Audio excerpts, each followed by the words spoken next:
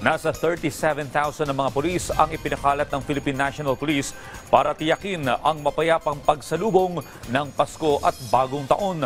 Si Ryan Lesiges sa detalye.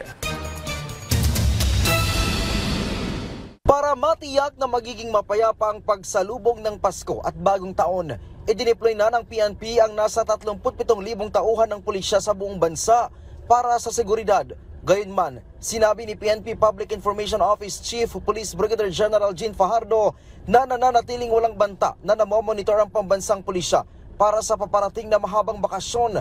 Bukod sa matataong lugar, may deployment din ani ang PNP sa mga barangay para magpatrolya sa mga subdivision laban sa mga akyat bahay gang.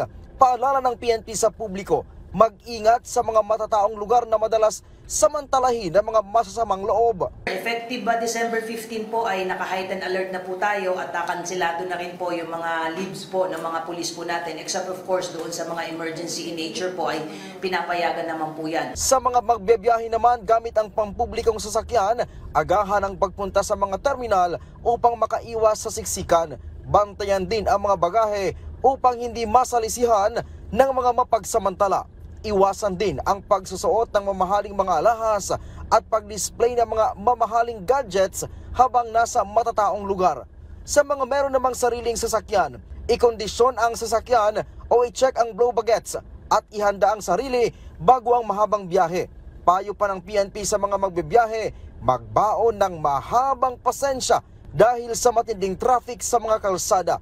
Sa mga magbabakasyon, iwasan ang pagpo-post ng at the moment sa social media upang hindi malaman ng mga cybercriminals na walang tao sa inyong mga tahanan. Iwasan nyo po na mag-post po niyan. Kung hindi talaga may iwasan na i-share nyo po yung mga kaganapan nyo po sa buhay, ay pag nakabalik na po kayo doon sa inyong mga tahanan nyo, i-share yan dahil parang in-announce nyo na rin po sa mga kawatan na kayo po ay wala doon sa inyong lugar. Ryan Lesiges para sa Pambansang TV sa Bagong Pilipinas.